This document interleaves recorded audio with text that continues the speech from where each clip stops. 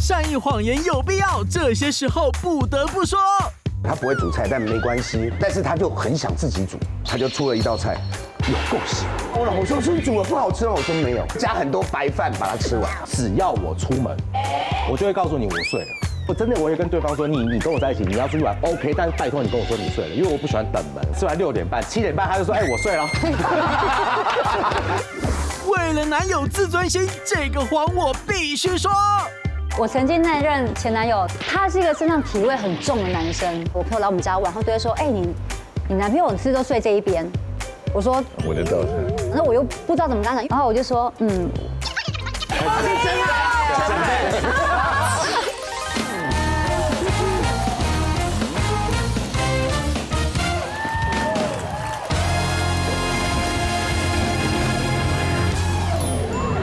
欢迎收看《女王大人》。今天我们邀请到4位来宾，他们在人生当中呢，都有一些不得不说谎的时刻。哦，谁没有嘛？对不对？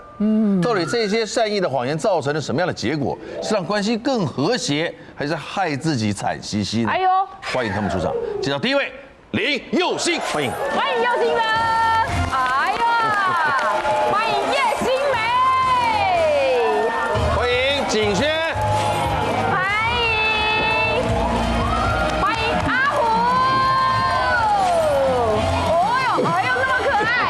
欢迎大家。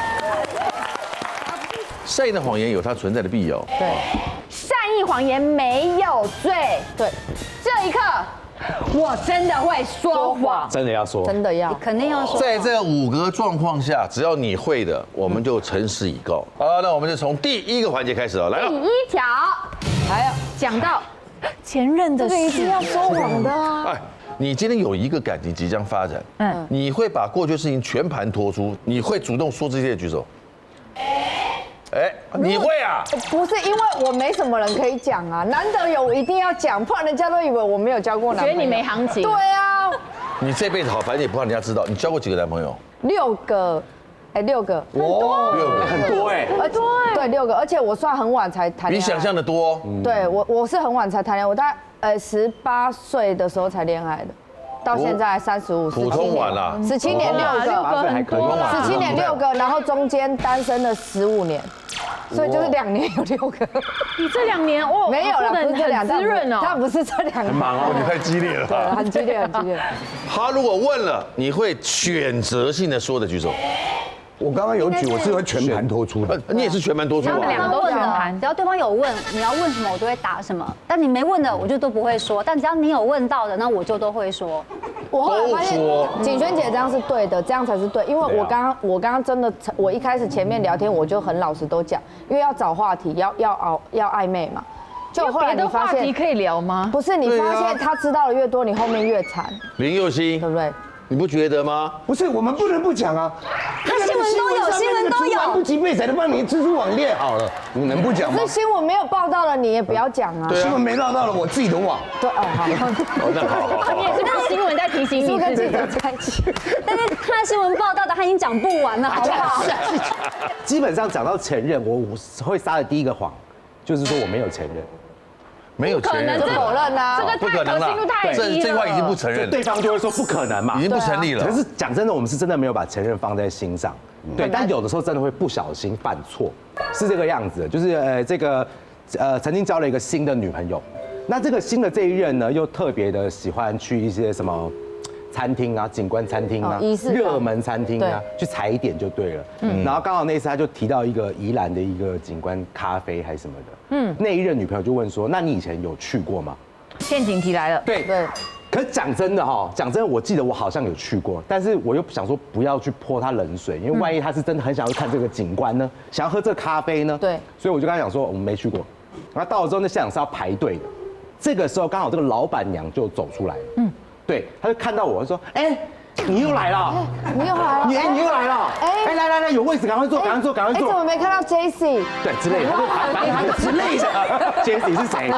反正就讲了一副就是说哦，你又来了，哎，然后还看一下旁边的女的，是哎，她心里那老板娘心里面Anita 吗？还是对，她应该想说，哎，怎么好像长跟之前那个不太一样这样子？然后你还在那边跟那个老板娘那边使那个眼色，然后反正就坐下来，然后完了，这时候这个伤害灵魂拷问要来了，完了。然后女朋友说，哎，你不是说你没有来过吗？然后你就想说，因为当初是为了善意谎言，想要不要泼他冷水嘛。他说啊没有啦，是老板娘记错了，就那老板娘还蛮可爱的。哦，他把你记成 PO 了。然后他就说啊对，刘德华。你说把他记成谁？是不是？那是老板娘挂他能记成。那上没有戴帽子的时候才是上去而已。没有戴帽子。他女儿怎么没来？喂，对，反正就有曾经发生过这样的事情。这时候能够马上紧急的处理的，应该是说怎么办？我到了这儿才发现我很像来过。这样很诚实，我觉得。你就直接讲我直接这里啊，因为有时候人家讲不见得记得嘛。跟谁来？跟谁来？不记得，好几个人吧。更惨，一堆人啊，好厉害！聚会不好了，就说明说有什么关系外景？你不要说一个谎再圆一个谎，好辛苦啊。然后这样你就没有信任值了。其实前任的事，你第一次讲了，你受到伤害以后，你第二次就会选择不讲。我已经受过很多次伤害，因为我的前任很多都写在报纸上，对，所以他就别问了，他都知道嘛。然后但是我自己有这。不知道是嘴巴贱还是这个人格的问题，我就常常，对啊，都是啊。对啊，我带现任老婆，让人家讲完好不好？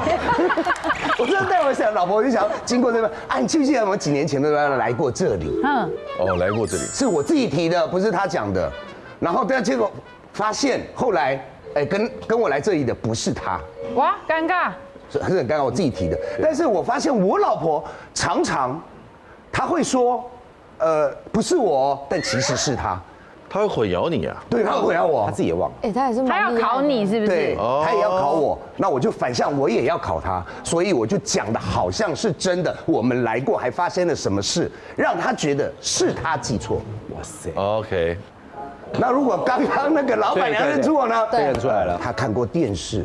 哦，他记错人了嘛？对，他看过电视，常常会认为说，我们在电视上看的人其实是我们见过的，没有，他只是在电视上看过。哦，好，我并没有来到现场，记忆重叠了啦。这些都是可以反凹的，只要让那个生活开心，有什么不能凹的？因为你讲的好诚恳，会让人家以为是我记错了。是啊，真的啊，因为要骗人之前要骗过自己，你才骗得了人。这就是演员嘛。我们是故意骗人的，只是让生活圆满一点。其实你跟谁来过，你有没有来过，这个不重要，不重要。那你越要去解释，其实越让他会往心里去。女生就是你只要越提醒她，她会记得越清楚。所以你就是干脆，是哦，就这样就好了。漂亮。对，你看。漂亮，聪明。不要放重点。不愧是交过6个男朋友的人。当然，真厉害啊！我是高手。我后面5个都是靠我装傻来的。哎呦，对啊，装傻。就是当一个好的太聪明了，对，当一个好的前任。景轩分享一个什么样的前任的话，尽量能够模糊。身材身材什么意思啊？你说男生会在意这个吗？也会啊，男生如果有比较高、比较壮、有练身材，对不对？如果因为像我之前交过男朋友，可能180几公分，可能后面那一任可能只有跟我差不多高，170。对。他说你前男友身材一定很好吧？我一定说不会啊，我觉得你也不错啊。对啊。哦，那方面应该也很行吧？我就说不会啊。哦。对啊。你说你很棒啊，那个跟身材不是成正比的，一样就是有比较性。对，比较就是不好。这样讲有感觉。难怪我们在他男的问前女友的时候也是这样子。对啊。不要搞有比较的机会。有比较，这个好，就是连身材男生其实会计较的。前任的事情轻描淡写就好了。轻描淡写。隐恶扬善，不要口出恶言。买卖不成仁义在嘛，对吧？对。轻描淡写。是什么话？因果啦，但我们要接受你这一句话。巴结长辈要善意的谎言。巴结长辈要善意的谎言。你要吗，巴小玉？我都很真诚啊。他已经说服自己了。回答这一句就不真诚。可是我真的都很真诚。我很真诚啊。不笑。因为我一个跟我年纪差很多的大姐，她大概已经快70岁了，然后但是她是一个人在台湾，她的儿女都在国外了，然后因为我们住得很近，我们就常约出来，就一直说一起去运动啊，一起喝喝茶。哇，忘年他真的之交哎大。我这么多岁哎，然后有时候我们去吃饭的时候，你知道，因为他快70岁，我妈66、67，比你妈大。对，所以我们出去，就算别人误认为他说我妈，其实也很合理啊很合理吧。然后我们去吃饭的时候就说，哎，我们扫 QR code 完之后，服务生不是会拿那个明细过来跟你确认说，哎，那小姐跟你确认一下哦，你刚点的是什么什么什么？那妈妈你点的是什么什么什么？他炸哎，他炸掉，他说他看起来我妈妈哎，我看起来这么老吗？我以为我们两个像姐妹耶。然后我就说。对啊，我们是姐妹啊。连捏大腿了吗？你刚捏大腿。你刚1秒半的转折什么意思？对啊，30岁的姐妹啊，捏大腿。因为他很认真在做医美跟保养，然后他会一直跟你聊说，因为他就是那种贵妇级的那种女孩子，所以他会跟你说啊，我跟你讲那个什么凤凰电波多有效多有效，然后什么什么，我跟你讲哦，我那个朋友开的诊所怎么样怎么样，你看姐姐今天怎么样怎么样，而且他出去会跟大家说，算蛮有自信的。他的确看起来比你妈年轻。有比他的我觉得年龄看起来跟我妈差不多啦，我觉得就是差不多，但就是一般般。轻医美再怎么强，10岁差不多了啦。差不多10岁。你要弄20、30，很难。对，然后因为像他如果介绍给我们刚认识的朋友，他就会说啊，这是我的妹妹啦。然后大家就会说哦，这你妹哦，亲生的吗？当然一看就不是亲生的嘛。然后就说那我不像吗？蛮尴尬的。不像吗？他也说不像吗？然后我也会很尴尬。然后店员就说哦，那你妈很厉害，你妈隔那么久生第2个。对，这店员不太会聊天，现在这种就是就好了。可是他会往心里去哦。他会往心里去，因为我觉得其实我们看起来的确差很多岁，没错啊。然后他就跟我说，这是个很有包袱的大姐。对，不管你今天看起来是50岁也好，70岁也好，那的确是一个尊敬的妈妈的年纪嘛。是，对啊，就是长辈嘛，有什么好讲的？对，那如果因为那个点餐的小弟弟一看就是20、30岁出头的，我觉得他叫我妈妈其实很合理，合理了。我觉得不用那么纠结。对，然后他就会说，可是这样的话，我就是善意的谎言，我就跟自己说，不会，你看起来真的蛮年轻的了，真的。我说你看起来顶多50岁，就大姐而已啊，你看我们差不到10岁耶。他这样子，照你说这个大姐应该很怕人家知道她拿敬老卡吧？对，他说不定真实不拿，他硬要付钱，对啊，我要付钱，普通票给我普通票，对啊，不然给我军警票也可以。说不定让座给他，他会发脾气哦。你说要，我就上去军警票，要不然给我军警票也好，就是不要给我老人票。我就上付全额半价。对，不要全额。对，如果他常常因为这个情绪影响自己，甚至影响到旁人，我觉得这个当朋友压力太大，太累了，对，懂有点。我意思吗？还要陪他演他这一出。会造成自己的压力，就还造成旁边然后随时在拷问人家说，你觉得我几岁？你就对，压力很大。我就出去遇到好多长辈，这样子活得太我直立了。喜欢说，哎，那你几年次？然后一听到我们年次就那你觉得我几年次？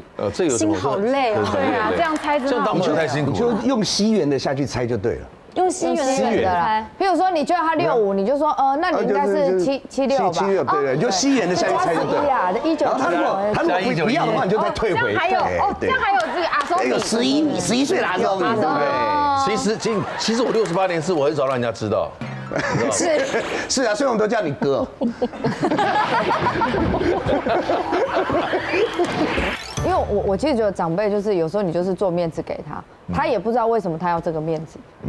我讲一个，有一年是那个坐高铁要去高雄跨年，然后那一年呢，陈哥刚好是接台南的，然后我就跟瓜哥嘛，然后他那时候是他还不太会，因为他是主持人厉害，但他生活面的话他没有那么强，所以呢，他就是高铁票都给我。然后后来他要去坐商务舱6号车厢嘛，他就跟我说，几号座位？因为我们是坐一般的车厢，他是商务舱，所以我跟他到月台就要分手了。我就跟他说6车几号，然后他说好，然后就走进去了。就我要帮他拿行李上去的时候，我就远远的看他好像走错了，你知道吗？那我就想说没关系，我行李放好，我再去叫他。结果好死不死，他坐的那个位置的真的主人来了，看到瓜哥，瓜哥你好，2个还握手。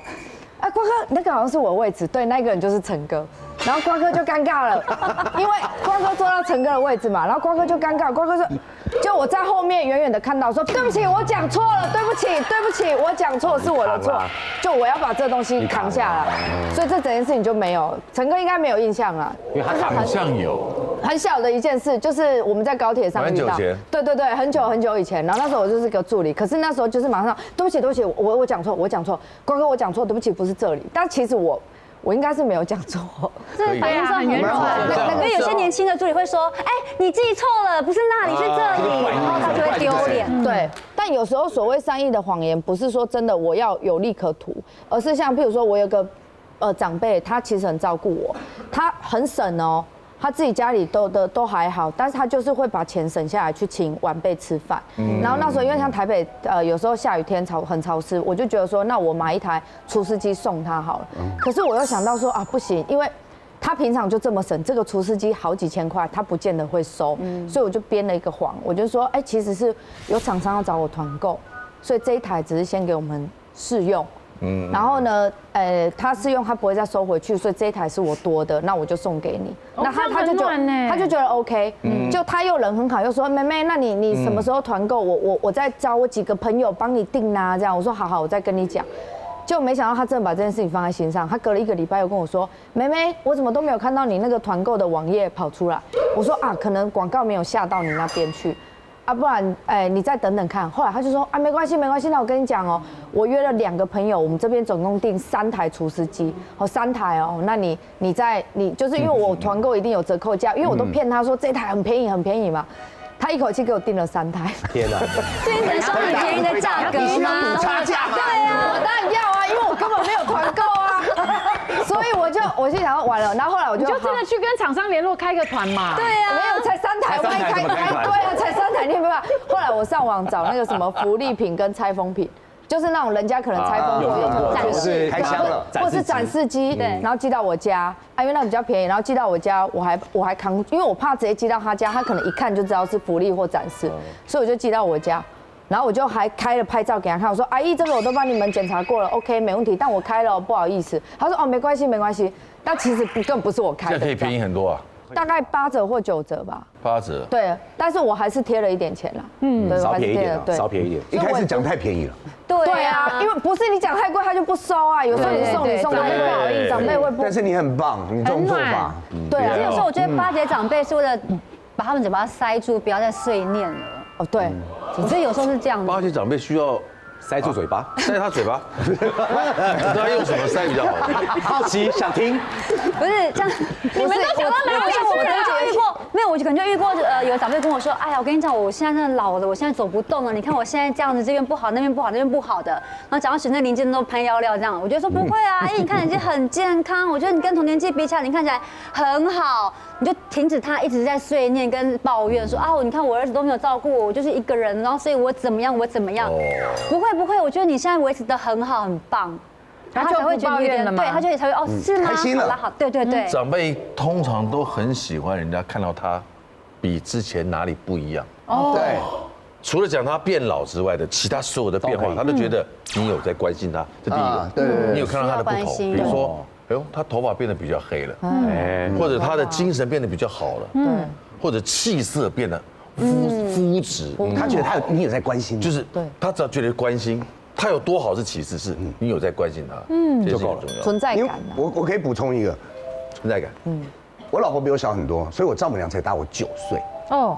我跟她出门的时候，我通常跟人家介绍，我都不会介绍，她是我丈母娘。对。我就说，我姐姐，才9岁嘛，其实 OK。一定的。她其实，她都会讲，没有，我是她丈母娘嘛。其实你感觉她心里在笑。对。啊，笑出来那个嘴巴在笑，很开心。你知道为什么后来我都会觉得，就是比我年长的我叫哥啊姐啊，不会多1倍，不会叫到叔阿姨啊，因为哥姐听起来就是舒服。对。为了男友自尊心，这个谎我必须说。我曾经那任前男友，他是一个身上体味很重的男生。我朋友来我们家玩，他都会说：“哎，你男朋友是不是都睡这一边？”我就到这。那我又不知道怎么跟他讲，然后我就说：“是真的。”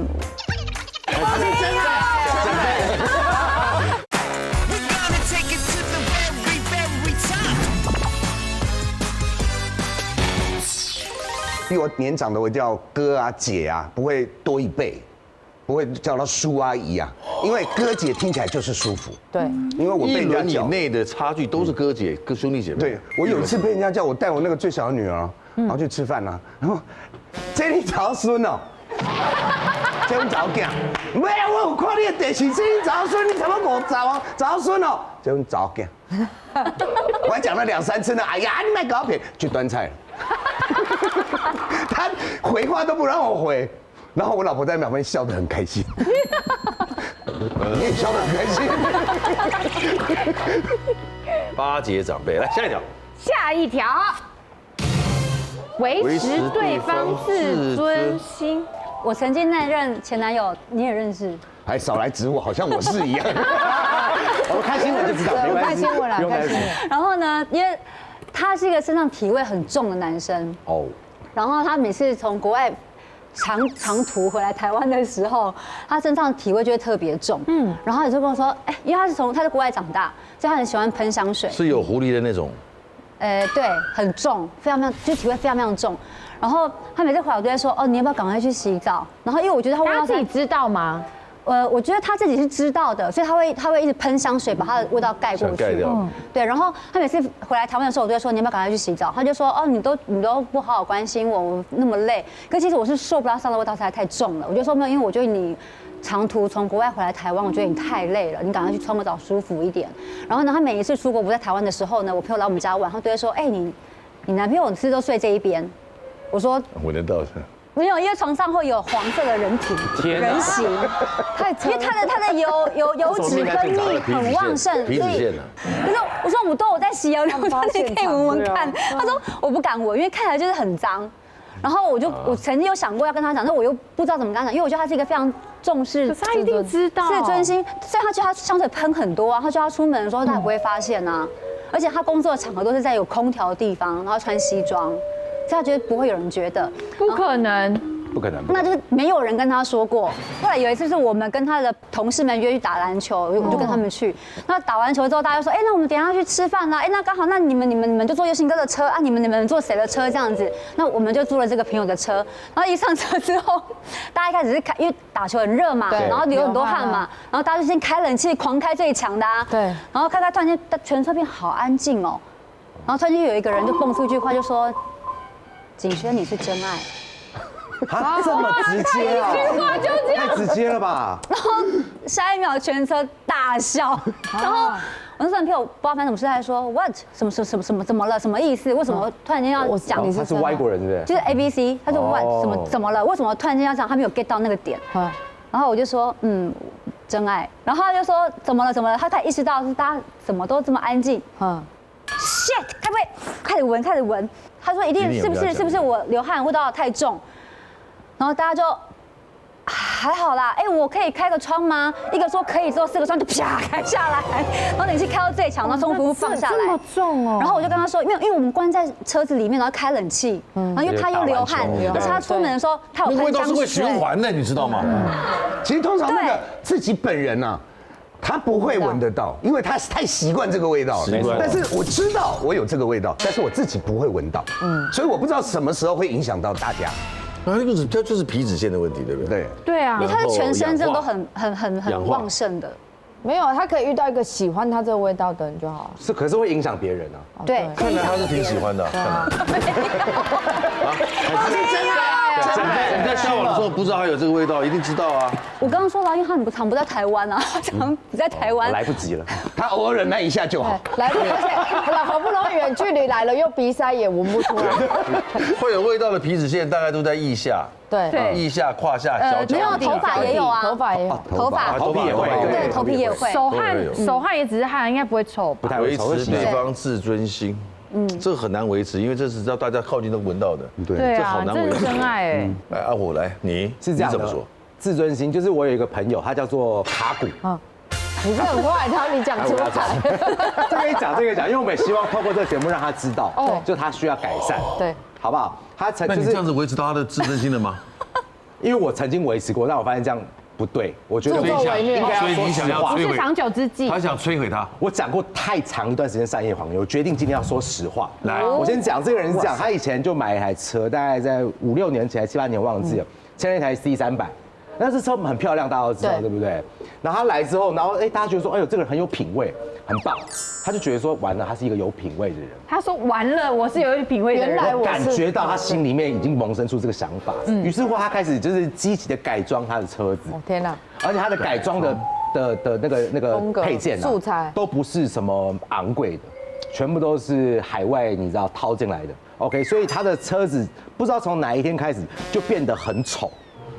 怎么样很丑？四不像了，就所有能装的他都给他装上去了。你有看过整个方向盘上面全都是水钻的吗？我帮他开车，紧急刹车的手会痛，你知道吗？是真的，会磨皮的。对他真的能装的全装了，连那个前面那个 logo 啊，他都要就加一个什么小叮当的那个螺旋桨在跑，反正整个车子被他弄得很像后座还有迪士尼那个米奇的屁股，然后全部都是盗版的，对，反正都对，整个车就一股怪。但是因为每次你坐上他车之后，他都会问说，哎，怎么样？我的车子改的怎么样？还不错，还蛮好看的。好看，我们都会说好看。有这种水钻。对，你坐过他车对不对？坐过，我坐过。他都会问，然后你跟他说，哦，很好看，然后他就觉得他就开心了，特别。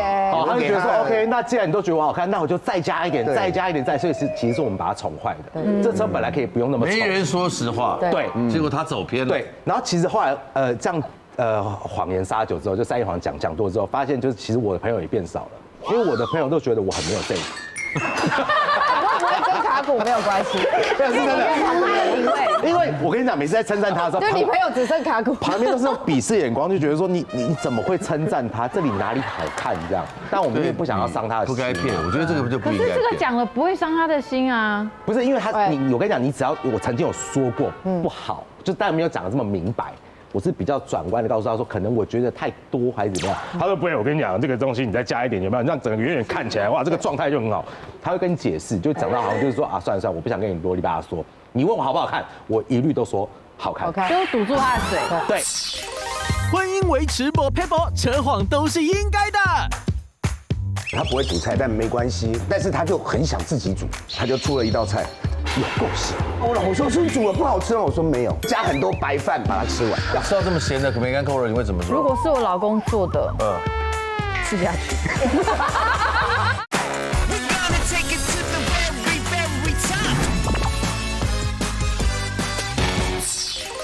你问我好不好看，我一律都说好看。就堵住他的嘴。对，真的。直到有一次真的很尴尬，我们两个好像一起在附近工作。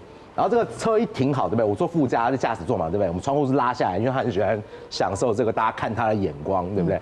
这时候刚好有个工作人员经过，但是没有看到我们两个，就经过，然后跟他旁边讲说：“哇，这谁的车啊？好丑！”然后他看我一下，我就看他一下，他说很丑吗？我说不，还好啦，还好。他会不会是看到驾驶？那你要跟他讲，他不是说你的车，他说你人，你讲他人，他还比较开心哦。就是不能讲他的一些频道是看到他这台车的吗？但是何止？你现在他还有商场嘞。他的车是 model 哎，他改到他有新的，他还批货卖材料给在这个在叉皮上面卖。对，所以是有人认同他的嘛？对啊，而且他做的不错哎。臭味相同啊，只能说这世界上没有品味的人也是蛮多的。我坐他车上3-4年前就已经，他卖场还开到现在还在开哦。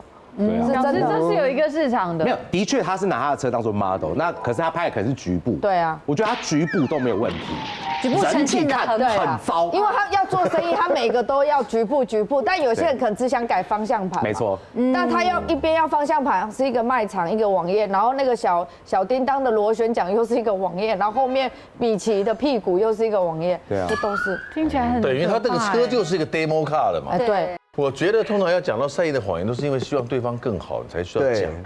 如果你的话对你的朋友没有帮助的话，我觉得这个话等于干脆不要讲。是，可是有质有量有多稳这件事情不适合用在他身上，你知道吗？因为他会跟你在那边解释个老半天，他没有想要接受啦，你就让他活在他的小确幸里面，我觉得也是不错。他是对朋友，我是对我的家人，我老婆。我家开餐厅的，他不会煮菜，但没关系，反正我家开餐厅嘛。但是他就很想自己煮，在家会煮给我们吃。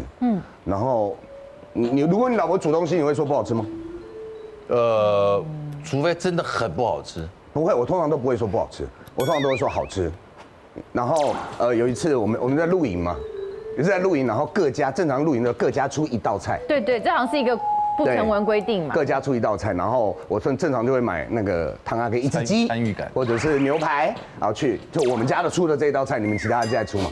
嘿，我老婆那边可能是我称赞她太多吧，兴起自己跟我讲说我做一道菜，我说你要做什么菜，我就开始问，你不要管我，好，她就出了一道菜，你知道我当下在还没有出那道菜的时候，我就先看了各位朋友一眼， pass 打好，我知道，我知道。对 pass 打好了，演下去朋友就开始吃了，吃完了，我是用瞪的哦，好不好吃？意思就是吞下去。到底是下去，吞下去。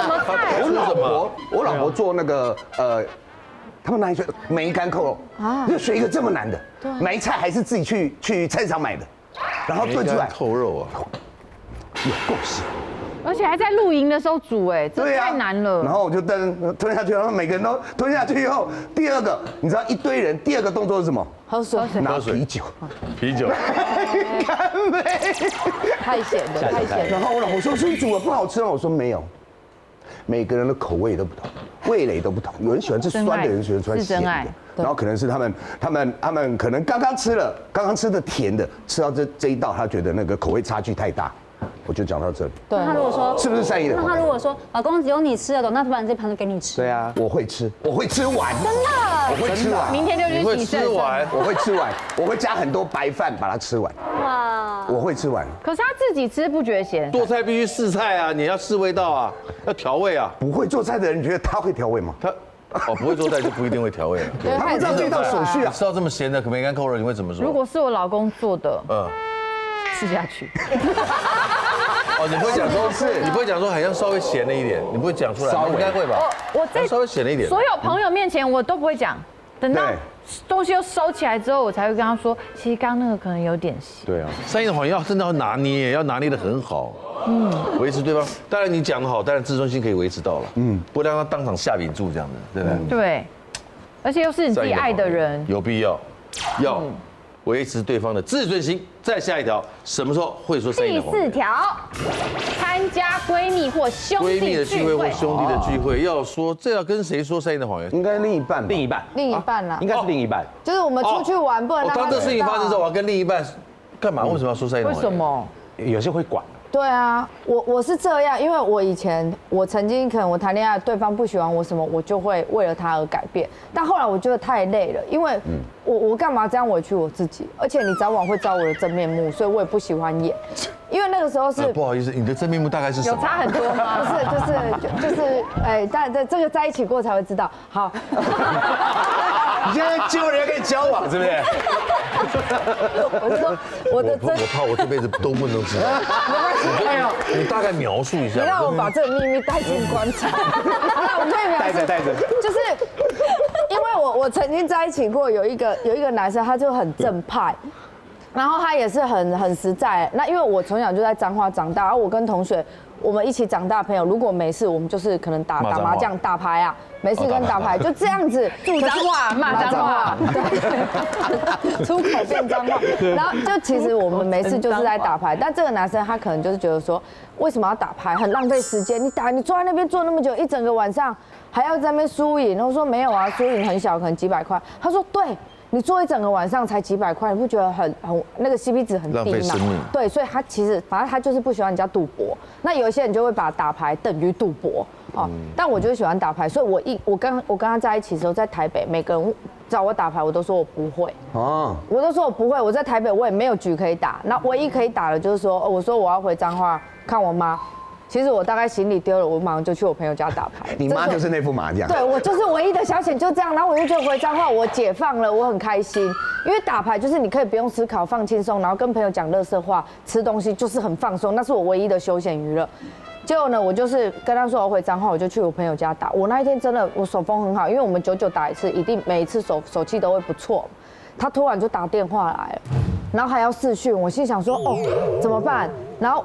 我就赶快讲，不然先出去讲电话好了。可是牌咖不可能让你走。对啊。然后我们一个牌咖女朋友坐在旁边玩手机，我说：“哎，那个妹妹，你过来帮我打。”然后那妹妹说：“我不会，我没关系，你摸什么打什么。”我就整个桌子就位置给他，我就出去外面讲电话。然后我就说：“哎，我就跟他讲嘛。”他说：“你在干嘛？”我说：“哦，没有啊，我出来买便当给我妈吃啊，然后帮我自己看看有没有什么宵夜买饭啊这样子。”因为他就看我的背景，我是在路上。他说：“那你赶快回去。”我说：“好。”于是我就在那条街大概绕了2圈，因为不能马上进门嘛。我绕了2圈以后呢，我就走进去，因为那就不是我家，我硬着头皮我就走进去我朋友家，然后我闪过他们打麻将的那个客厅区，然后他就说，哎，你不吃？我说，哦，没关系，还好我没有很饿啊，我回房间，我就一路一直走到我朋友的房间，躺在我朋友的床上跟他视讯。恋爱里的善意谎言恐怖到了极点啦！只要我出门，我就会告诉你我睡了。我真的我会跟对方说，你跟我在一起，你要出去玩 OK， 但是拜托你跟我说你睡了，因为我不喜欢等门。所以在外面遇到你怎么在这里，你就说我是来抓你的。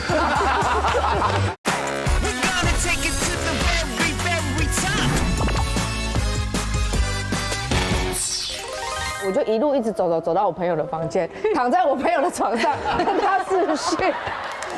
然后因为我每次我回去3天，我3天都去人家家里打牌，然后他打电话来，我就去视讯，所以他一直以为那个是我房间。结果等到这有多蠢啊！对，然后就因为他都没去过，他不知道，他就觉得那是我房间啊。然后一直到我就忘了这件事，我下次又回家的时候，我真的在我自己彰化的房间在跟他视讯，他说，哎，你房间怎么感觉好像不一样？我说，哦，这是我妹的房间呐。我今天睡我妹，我睡我妹这一间，我就一直吵你这不是这不是善意的谎言，对，你没有，这是说一个谎，纯谎言，他就说一个谎再圆一个谎。因为这是纯谎言。我跟你讲，因为我觉得这件事情就是罗生门，我们没有必要为了这件事情吵架。因为简单来讲，你就是不喜欢我打牌，所以我已经躲着你打牌，就这样。啊，你还要跟我在那边，你为什么打牌？你为什么骗我什么？你骗来骗去什么？我就是吵不完，为什么要吵？于是我就觉得，我们只要稍微的讲一个谎话，可以盖过后面所有的争吵，我 OK。你只是嫌麻烦啦。对，因为这整件事情，我回台北就没这件事情了嘛，对不对？然后后来是有一天呢，我在台北，我妈就上来，我说，我妈上来吃饭，她说，阿姨怎么会上来吃饭？然后我妈就说，哦，她就很久没看到新梅啦，回家也都是东西丢了就跑去朋友家打牌，我都没看到她，完了，一定要我上来陪她吃饭啊。然后我朋友说，你有去打牌吗？我说没有啦，我没有去打牌，就我朋友失恋真的很难过。我只去那边，然后他们累积第3个谎了。对，我就是一直掰下去。我真的这个到后来，我就说，对我就是爱打，怎么样？不是，他也管太多了。没有，我真的交往到后面，我跟他说，我真的很想打牌。那时候你想分手了吧？我真的，我当然不可能为了打牌跟他分手，但是我就跟他说，我真的很想打牌。结果我们在一起久了以后，他为了我，他去学打麻将。哦，不错啊。对，这个是真的。就他学了以后，我心想太好了。就他学完，他确定他不喜欢，我们就分手了。好啦，大家也都对退一步了啦。对，但是我们刚开始初期，我觉得我们都努力过啦。我们初期我也不想跟你吵这些啊，我就自己偷偷去打。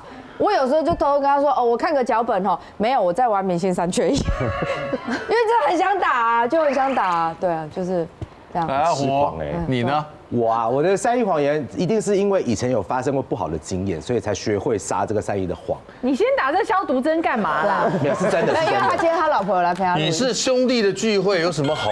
我跟你讲，对我们就是参加一些那种很正常的聚会，不只是兄弟，有时候可能只是工作上面的应酬。女生都会说自己很大方，就是没关系，你要跟朋友出去玩，你就跟我说一声啊，对不对？报备一下，我只是希望你安全。所以我们以前都傻傻的报备，就说，我今天跟朋友出去玩，今天那个谁谁失恋，陪他喝2杯这样子，完了。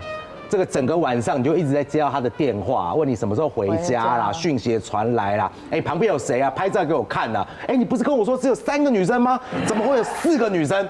一整个晚上疲劳轰炸，然后你回到家明明什么事都没做，你也提早回去了，你知道吗？朋友这边也没安抚好，然后提早回家，回家之后他也不相信你，他觉得说为什么你晚了30分钟回家？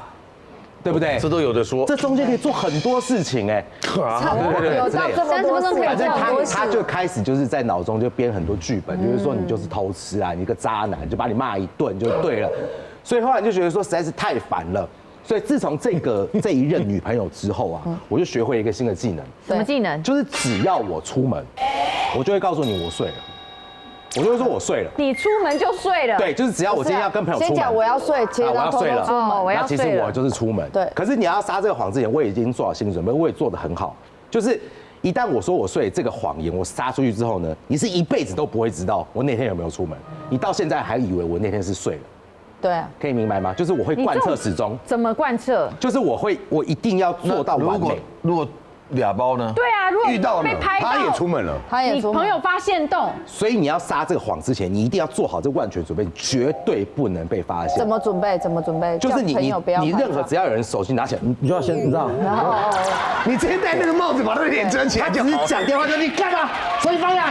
要检查，就是你一定要，而且要把所有的什么赖啊所有的口风都要很可是如果大家真的想要拍张合照，你可以接受自己不行，只要那个是我睡了的状态，我就不会出现。总有口风不紧的朋友啊，你不可以发生。你只要启动了，你只要开启了我睡了这3个字，对，一切就是没有发生。你带到棺材里睡了，好，这绝对，所以我觉得我做的很棒。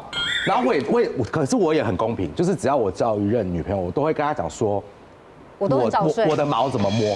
就是因为我也是一个疑心病很强。你已经没什么毛可以摸了。我不能有1毛嘛？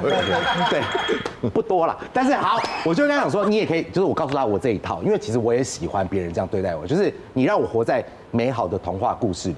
你是一个不喜欢出去玩的女孩子，所以他如果你要骗我就骗到底。对，但是你要做到跟不要被我有一次抓到，因为我是天蝎座，完全不可以。就是被抓到，我疑心病很强，你知道吗？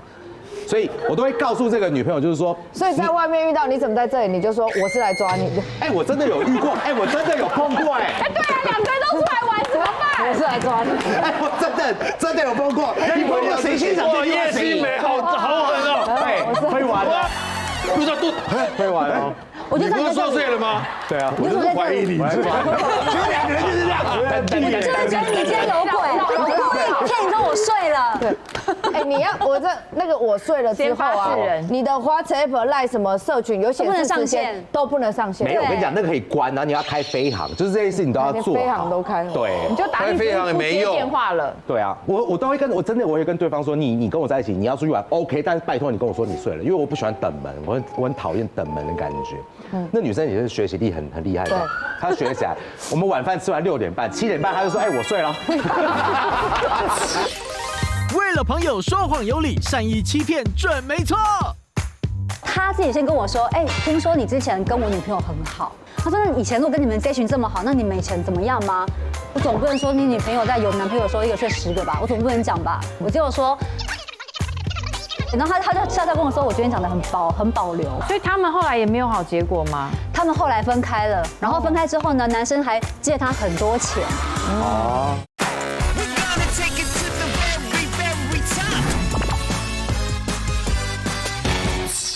我们晚饭吃完6点半，7点半他就说：“哎，我睡了。”7点半，他早上马上脏话就飙了，你知道吗？剧本好烂。对啊，太早睡了。对，你不要这么。你有时差。而且他骂是因为会不会太早？对，7点半太扯了吧？乱学一通，善意谎言了，是真的这样。是啊，他们2个讲好啊，就我睡了就是一个。这是一种恐怖平衡吧？我觉得是恐怖平衡。为什么不能带女朋友去？有一些聚会，对方的朋友可能觉得不要带女朋友。就不好玩，是不是？但女朋友绑手绑脚，管东管西啦。很多男生有另一半在场，跟没另一半。因为你的朋友可能也有女朋友啊，所以他也不想要被你的女朋友知道他在外面怎么玩。我老婆有时候他们的聚会，她也觉得说，我说哎，你们在哪边吃饭？我们这几个那个什么的，澳洲的朋友。哎，那我们没有人带老公来，才起个头哦。闭门羹。对啊，主要是现场有没有男的？或有没有女的，才决定要带另一半去没了嘛？对，肯定是要嗨了。因为有时候你带另一半，整局大家都在咳嗽，因为聊，不能我们上次就，以为是隔离区，对不对？哎，上次那男生不是很喜欢你吗？喜欢我啦，对，我爱回来啦，就很每次都好辛苦，每次被打断，算了，都不要带。以为在耳鼻喉科。对，最后一条。朋友的感情问题，因为我说的感情问题是他们一对情侣嘛，对不对？那对情侣其实都是圈内人，都在拍戏的。那我是跟男生很好，然后呢，后来因为我原本跟女孩子也蛮好的，但是因为我们一群闺蜜，大家都跟他闹翻，他把我们大家的 Facebook 全部移掉了啊，所以是他移除了我们全部的人哦。然后我们后来就跟他一个人跟全世界对抗，对，还有，然后但这个人之后，他去每一个小圈圈呢，你都会听到很多他的传言，例如说啊，他可能又跟谁闹翻了，可能又跟谁哪个男生有感情纠纷，又不和了，又分开了，又暧昧了，又怎么样了？我们听到很多。哇塞，好难得的人哦。然后后来，所以这个女生，我们以前跟她很熟很好，但我们后来都一直跟她保持很多距离。结果有一天晴天霹雳，她居然跟我的好兄弟在一起。然后我听到之后，我就想说，天哪，你们怎么可能会在一起呢？你没有眼光的吗？可是我就没有跟男生讲。就有一次在工作场合遇到这个男的，然后他自己先跟我说，哎，听说你之前跟我女朋友很好，我女朋友自己讲的。然后我就说，对啊，曾经真的很要好。然后我就跟他讲，我们这群有谁，我们大家都跟他很好。然后但是后来就是没有联络了。然后他说，那所以到底怎么了？因为我觉得好像换了很多圈圈。然后但是他们，因为他们年纪差蛮多岁的，他也有在怀疑嘛。他只是觉得说他怎么没有固定的闺蜜。因为女生一定会有固定的闺蜜吧？不可能没有闺蜜的。对，那只是说她跟她交往到现在，她好像都没有固定的闺蜜，然后她圈圈换了好多个，但没有什么固定的闺蜜。她说：“那以前如果跟你们这群这么好，那你们以前怎么样吗？”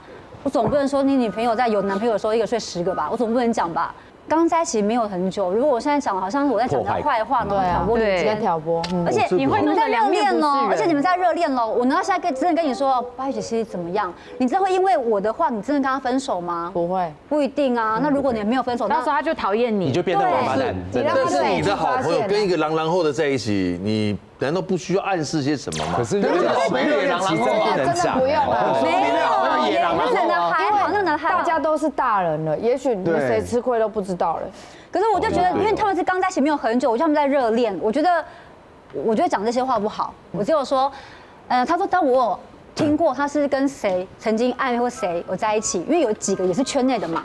可是因为我们中间隔了这么久时间没有联络，说不定他现在学乖啦，他现在长大了，现在想要考案了。你讲的很，你回应的很好哎，我觉得的确是嘛。人是会变的，人的确会变的。我以前就是爱玩嘛，我觉得风流，但是我可能过了几年之后，我沉淀了，我长大了，我真的想定下也说不定。对啊。然后他就笑笑跟我说，我觉得你讲的很保留。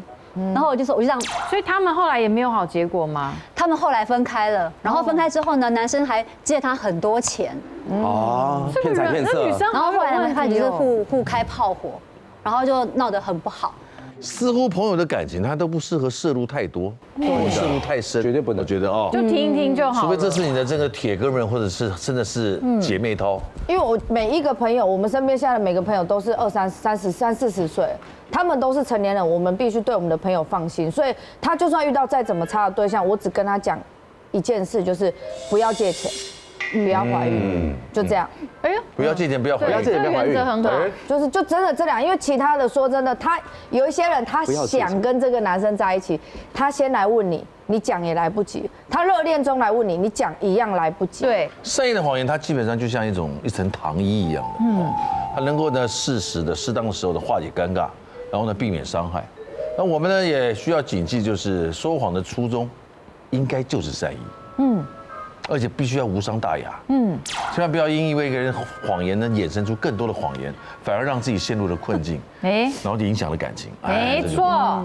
今天我们谢谢大家的分享啊，大家都是说谎高手。善意，都是善良的朋友，我们都善人呐，都是善良的朋友，都是善人啊！我们永远做这最良善的人，我相信我们可以让这世界更美好的。女王大人，下次再见 ，See you。